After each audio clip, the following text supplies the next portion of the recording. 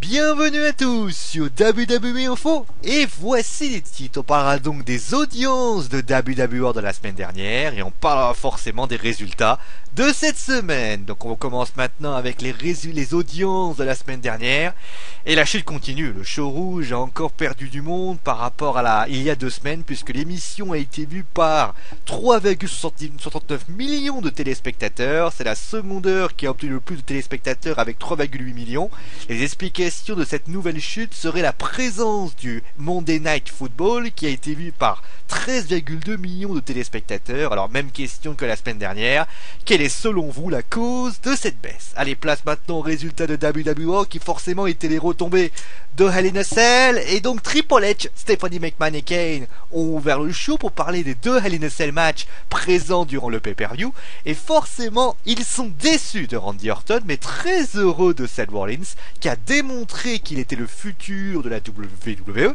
D'ailleurs ce dernier arrive et dit qu'enfin il est débarrassé d'Ambrose et qu'il va se diriger vers John Cena qu'il affrontera ce soir. Randy Orton fait alors son apparition et justifie sa défaite d'hier soir par le Curve Storm qu'il a subi la semaine dernière et l'attaque à ce moment-là. Triple H tente de le calmer, lui donne même la soirée, mais Randy Orton, on va dire, n'arrive pas du tout à se calmer et expédie donc à RKO sur Seth Rollins. Vient ensuite le premier match de la soirée avec donc les ceintures par équipe entre Goldust et Stardust et donc le Big Show et Mark Henry. Le match a été houleux pour ces derniers qui n'ont eu de cesse de se disputer et finalement après une énième dispute, Mark Henry expédie un World SummerSlam sur son partenaire permettant à Stardust d'en terminer avec ce match. Après le match justement, Mark Henry expédie plusieurs World SummerSlam et un splash sur le Big Show.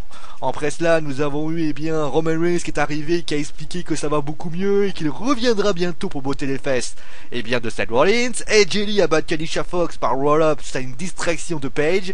Après le match, Paige fait qu'elle est désolée pour démolir encore plus Alicia Fox. John Cena est arrivé ensuite pour parler de sa victoire Hell in a Cell contre Randy Orton et bien sûr du cadeau qu'il a récupéré en même temps. Bien sûr, on parle de ce match de championnat contre Brock Lesnar, et après quelques pics sur l'absence de Brock Lesnar et sur son adversaire du soir, Seth Rollins, Stephanie est alors arrivée pour le féliciter de sa victoire et a commencé à lui demander pourquoi les gens le détestent alors que lui se donne à fond et lui propose de rejoindre l'autorité car c'est une belle sécurité avant de défier Brock Lesnar. Forcément John Cena refuse et Triple H arrive alors et lui dit que comme il le prend comme ça, et bien au Survivor Series il y aura un traditionnel Survivor Series match entre la team John Cena et la team Authority.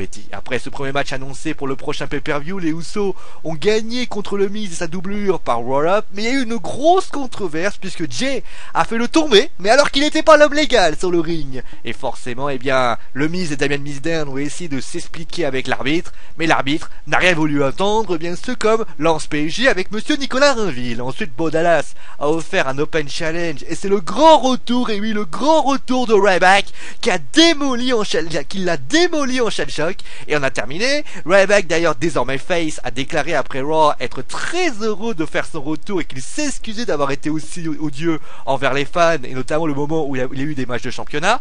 Après ce grand retour, Dean Ambrose faisait face à Cesaro et ce match n'a pas eu lieu puisqu'Ambrose, frustré par Bray Wyatt de ce qui s'est passé hier soir, s'est jeté sur Cesaro et ce dernier a dû prendre la fuite. Bray Wyatt alors apparu seul et a dit que quand il regarde Ambrose, il se voit. Un mot quand même sur Bray Wyatt, ce segment confirme les plans que Bray Wyatt affrontera Dean Ambrose au Survivor Series. Qu'en sera-t-il de la suite? Il semblerait qu'on parlait avant Hell in a Cell d'en faire un des meilleurs main eventers de la fédération et on parlait même d'un big restart. Alors qu'est-ce que ça peut vouloir dire? Alors déjà vous avez pu remarquer que il n'y a pas de Rowan, il n'y a pas de Harper, mais le plus important, on ne sait pas ce que fera Bray Wyatt dans les prochains mois. Changement de gimmick. Et d'ailleurs, je vous pose la question, que va faire la WWE de Bray Wyatt dans les prochains mois? Par la suite, Nikki Bella a battu Naomi par un Red Attack. À noter que Brie a distrait Naomi pour permettre à sa sœur de gagner et qu'elle a dit, Nikki a dit à sa sœur, bien, t'as fait du bon boulot. Dolph Ziggler a battu Kane par roll-up et après le match, Seth Rollins est venu attaquer Dolph Ziggler mais John Cena est venu le sauver. Et justement, John Cena affrontait Seth Rollins en main event et il a gagné par disqualification, c'était l'intervention de Kane. Et à ce moment-là, Ziggler puis tout le roster de la WWE est arrivé pour en découdre et finalement John Cena expédie un 2 Double A, un sur Bo Dallas et un sur Heath Slater, c'est les célébrant et conclure le show. Voilà, c'est la fin de WWE Info. Vous retrouverez demain Julien avec les résultats de Main Event. On parlera de Page et on parlera d'ailleurs de Cesaro. Allez, c'est mon animaux parce que je l'ai dit. Allez, ciao à tous.